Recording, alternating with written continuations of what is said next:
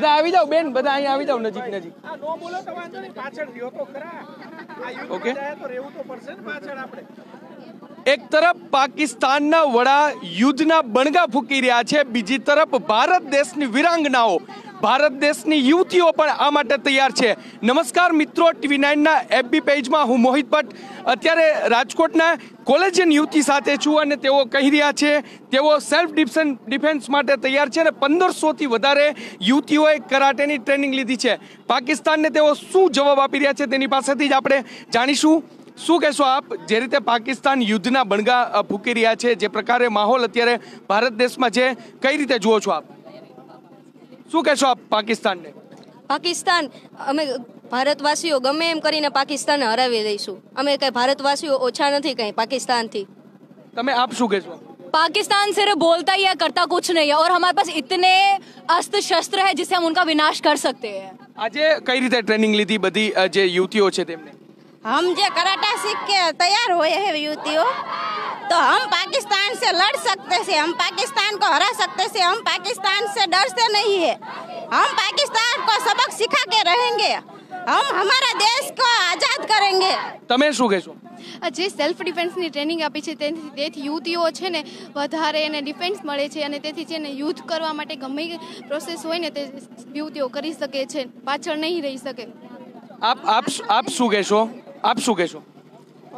हम पाकिस्तान से ज़रूर लड़ेंगे, हमारा देश शस्त्रों में सेकंड नंबर पर आता है और हम ज़रूर लड़ेंगे. हम गर्ल्स भी रेडी है, हमारी सेना भी रेडी है. બધી યુવતીઓ છે તે સેલ્ફ ડિફેન્સની તૈયારીઓ કરી રહી છે અને પાકિસ્તાનને જડબાતોડ જવાબ આપી રહ્યા. આપ શું કહેશો?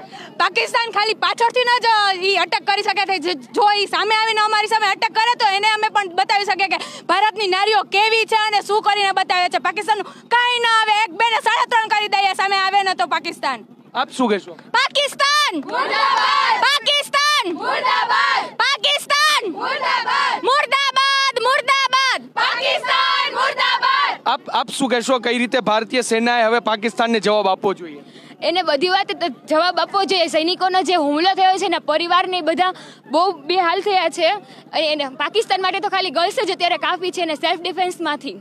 આપ શું કહેશો? હવે પાકિસ્તાન બધાને એવું કહેવું પડશે કે પાકિસ્તાન હતું ક્યાં એવું પૂછવું પડશે બધાને. તો હવે એકતા પાકિસ્તાન જ રહેશે. પાકિસ્તાનનું ક્યાંય નામ નિશાન નહીં જોવા મળે. બધી નારી ભેગી થઈને જઈને પતાવી દેશે. આપ શું કહેશો?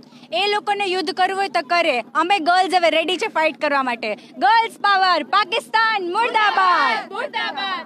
તો આ છે જે ભારતીય નારીઓ કે તેઓ કહી રહી છે કે પાકિસ્તાન મુર્દાબાદ. રાજકોટમાં 1500થી વધારે જે યુવતીઓ છે તેમના દ્વારા સેલ્ફ ડિફેન્સની ટ્રેનિંગ લેવામાં આવી છે.